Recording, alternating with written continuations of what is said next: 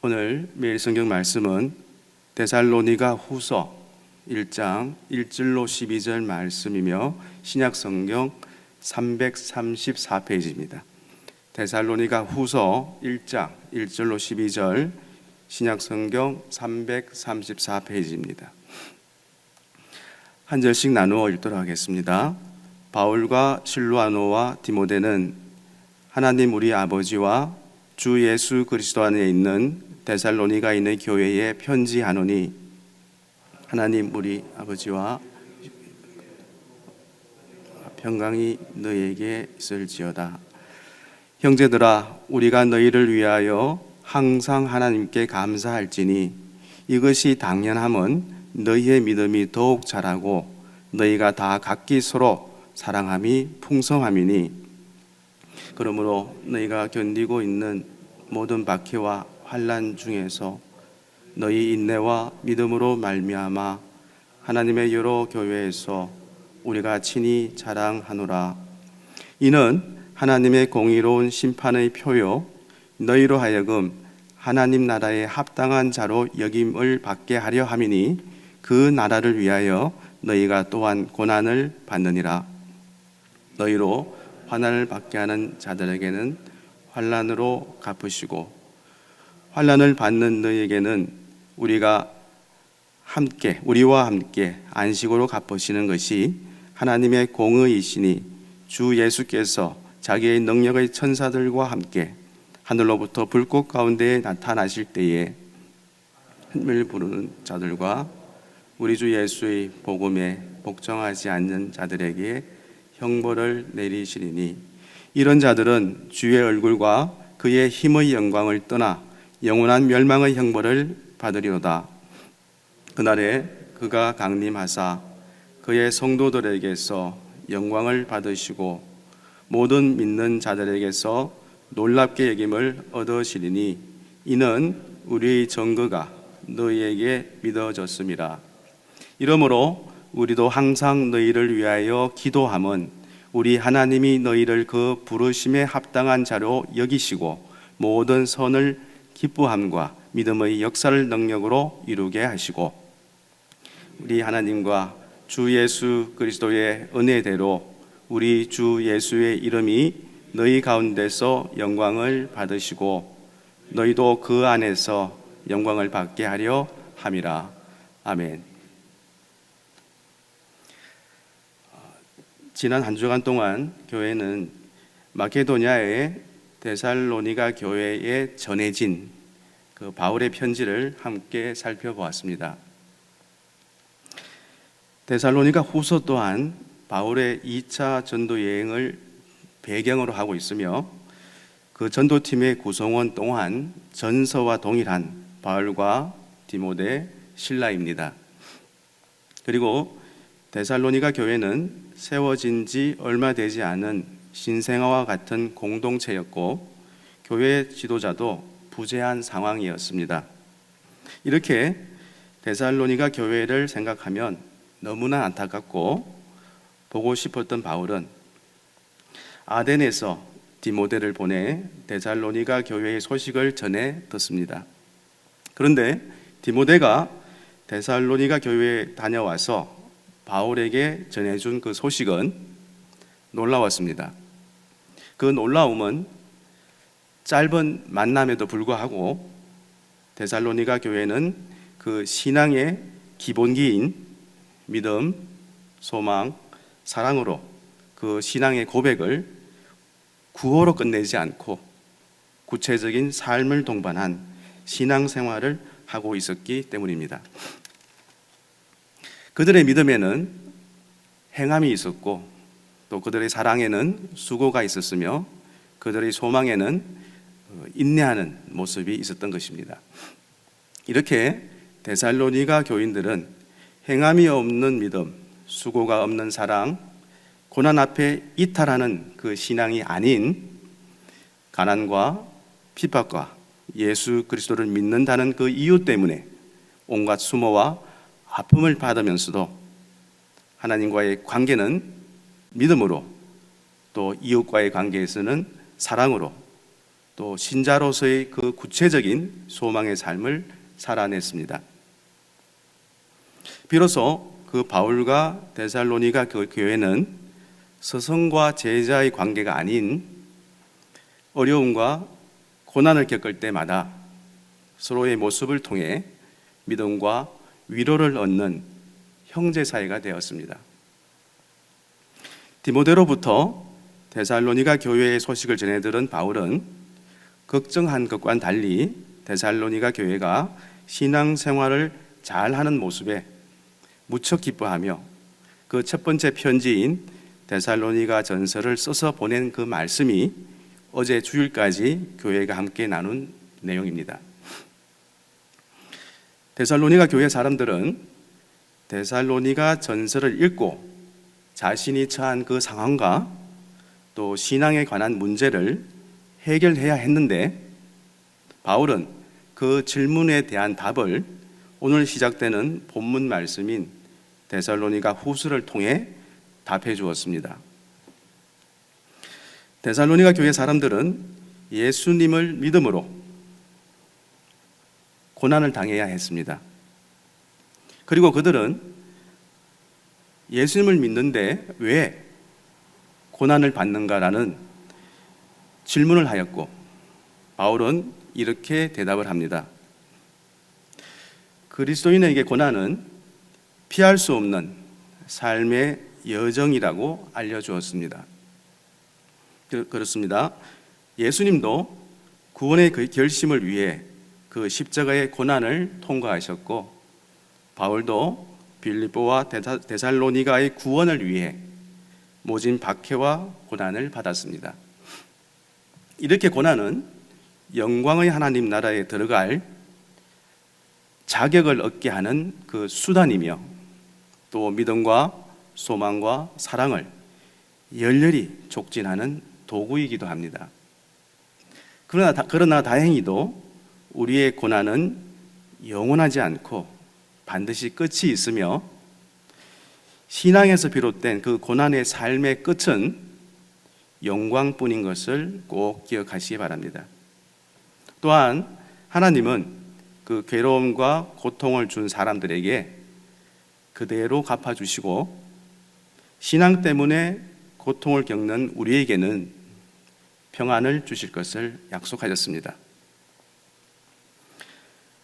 데살로니가 교회가 마케도니아와 아가야 지역에 그 모범이 되는 모습이 있었지만 한편으로는 그 재림에 대한 그 오해와 나태한 일상을 살려는 움직임도 있었습니다. 재림이 이미 지나갔다는 이단적 가르침에 현혹된 사람들도 있었습니다. 그러나 바울은 예수님이 아직 오지 않으셨고 도적같이 갑자기 오실 것이다 라고 말하며 그 재림의 시기보다 예수님이 다시 오실 날을 준비하는 그 삶의 태도에 집중할 것을 요청합니다. 그 바울의 데살로니가 교회를 향한 애틋하고 간곡한 요청입니다. 게으름을 피우지 말고 자신에게 주어진 일에 최선을 다하여라. 시간을 낭비하지 말고 조용히 일하며 자기 양식을 스스로 마련하라고 했습니다. 우리는 바울의 데살로니가 교회를 향한 그 메시지를 통하여 짧은 만남과 반전 그리고 고난과 재림으로 이어지는 그 신앙 여정의 구체성을 회복하고 더불어 예수님이 반드시 다시 오실 것인데 그때까지 우리가 무엇을 하고 무엇을 하지 말아야 하는지 분별하고 다짐하는 귀한 시간이 되시길 바랍니다. 오늘 말씀은 믿음과 사랑이 자라게 하는 힘에 대하여 나누겠습니다. 공의의 하나님에 대한 믿음은 종말신앙의 또 다른 측면입니다. 데살로니가 교회 성도들은 짧은 기간과 고난의 상황에서도 괄목할 만한 믿음의 성장을 보여주었습니다. 그러면 무엇이 그들의 믿음의 성장을 촉진했던 것일까요? 데살로니가 성도들에 비해 훨씬 오랜 기간 믿었고 또한 고난도 별로 없는 시대를 살아가는 우리의 믿음에는 어떤 문제가 있는지 확인해 보시기 바랍니다. 또한 하나님의 심판을 믿는 것이 어떻게 기도의 자리로 나아가게 하는지 본문 말씀에서 찾아보시기 바랍니다. 본문 3절, 4절 말씀입니다. 형제들아, 우리가 너희를 위하여 항상 하나님께 감사할지니 이것이 당연함은 너희의 믿음이 더욱 자라고 너희가 다 각기 서로 사랑함이 풍성함이니 그러므로 너희가 견디고 있는 모든 박해와 환난 중에서 너희 인내와 믿음으로 말미암아 하나님의 여러 교회에서 우리가 칠이 자랑하노라 라고 말씀하십니다. 이 말씀은 데살로니가 전서에서 믿음의 역사, 사랑의 수고, 소망의 인내에 감사했던 것처럼 바울은 데살로니가 성도들이 그 어려운 현실 속에서도 믿음이 자라고 풍성한 사랑을 실천하는 모습에 하나님께 감사하며 자랑하는 내용입니다. 말씀의 그 심층적 표현으로는 믿음의 성숙이 수직적 차원이라면 풍성한 사랑은 수평적 차원으로 해석해 보면 이 둘은 동전의 양면과 같습니다. 이 말은 하나님에 대한 그 성숙한 그 믿음은 형제 자매에 대한 사랑으로 드러난다는 것입니다. 자, 본문 5절로 10절 말씀입니다. 이 말씀은 메시지 성경으로 읽어보겠습니다. 이 모든 고난은 하나님께서 여러분을 그 나라에 합당한 사람이 되게 하시겠다고 작정하신 분명한 표입니다. 여러분이 지금 고난을 겪고 있지만 정의 또한 다가오고 있습니다. 주 예수께서 강력한 천사들과 함께 하늘로부터 활활 타는 불꽃 가운데 나타나실 때 그분은 여러분에게 고난을 안겨준 자들에게 원한을 갚아주시는 것으로 셈을 치르실 것입니다. 그분의 오심은 우리가 고대하던 전환점이 될 것입니다. 하나님을 알려고 하지 않는 자들, 메시지에 순종하려고 하지 않는 자들은 자신들이 한 일의 대가를 치르게 될 것입니다. 그들은 주님과 주님의 찬란한 권능 앞에서 영원히 추방되는 벌을 받을 것입니다. 그러나 주님께서 오시는 날 그분을 따르고 그분을 믿는 모든 사람들은 그분을 높이고 찬양할 것입니다. 그것은 여러분이 우리가 전할 소식을 믿었기 때문입니다. 아멘. 이 말씀 속에서 바울은 데살로니가 성도가 받은 고난을 하나님의 공의로운 심판의 표라고 말합니다. 공의의 하나님은 성도를 괴롭히는 자에게는 괴로움을 갚으시고 하나님을 위해 고난받는 성도에게는 안식으로 갚아주시기 때문입니다. 이 일은 주님이 재림하실 때 일어납니다. 주님이 천사의 호위를 받으며 하늘로부터 오시고 불순종하는 자들을 심판하실 것입니다. 한 번 더 말씀을 정리하겠습니다. 믿는 자에게도 환난과 핍박이 찾아옵니다. 하지만 이것은 오히려 하나님의 공의로운 심판의 표라고 말합니다. 이 말씀은 고난이 하나님 나라에 합당한 자인지의 여부를 판가름하는 시금석이 되기 때문입니다. 누구나 고난 없는 삶을 바라지만 고난을 발판으로 믿음의 성장을 이룬다면 그것이 더 복된 삶일 것입니다. 더불어 우리가 놓치지 말아야 할 중요한 것은 하나님의 심판에 대한 그 믿음은 종말론적 신앙의 또 다른 측면이라는 것입니다. 자, 본문 11절 12절 말씀입니다. 이 말씀도 메시지 성경으로 읽어보겠습니다. 우리는 이 뜻밖의 날이 조만간 닥쳐오리라는 것을 알기에 늘 여러분을 위해 기도합니다. 우리 하나님께서 여러분을 그분의 부르심에 합당하게 하시고 여러분의 선한 생각과 믿음의 행위에 그분의 능력을 가득 채워주셔서 그것이 온전해지기를 기도합니다. 여러분의 삶이 예수의 이름을 더 높이면 그분도 여러분을 높여주실 것입니다. 이 모든 일의 배후에는 은혜가 자리하고 있습니다. 자신을 값없이 내어주시는 우리 하나님, 자신을 값없이 내어주시는 주 예수 그리스도가 계십니다. 아멘. 바울은 성도들이 고난 중에도 인내하여 하나님의 부르심에 합당한 사람이 되고 하나님이 성도들의 선한 뜻과 믿음의 행위를 능력으로 완성해 주시기를 기도합니다.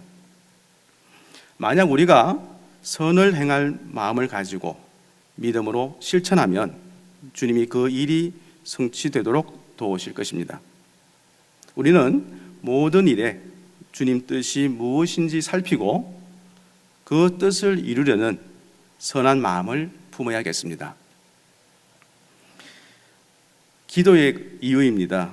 기도는 공의로우신 하나님의 심판을 기대하며 기다리는 행위입니다. 기도는 불의한 현실 속에서 그리스도인의 정체성을 지켜가게 만듭니다. 이렇게 하나님의 공의를 신뢰하는 자는 고난과 불공정한 현실 속에서도 부르심에 합당한 삶을 살아갈 것입니다. 결론입니다. 믿음의 성숙과 풍성한 사랑이 환난 중에도 이어질 수 있었던 비결은 악인과 선인에 대한 그 공정한 심판에 대한 믿음이 있어서입니다. 이것은 곧 믿음과 사랑이 자라게 하는 힘인 것입니다. 하나님의 심판을 기대하는 마음은 불공평한 현실 속에서 하나님께 원수 갚는 것을 맡기는 태도에서 비롯됩니다. 이러한 기대와 우리를 기도의 자리로 나아가게 할 것입니다. 하나님은 환난 받는 자들에게 안식을 주십니다. 이것이 바로 우리가 인내해야 하는 이유입니다. 개인적인 묵상과 함께 하루를 열어가겠습니다.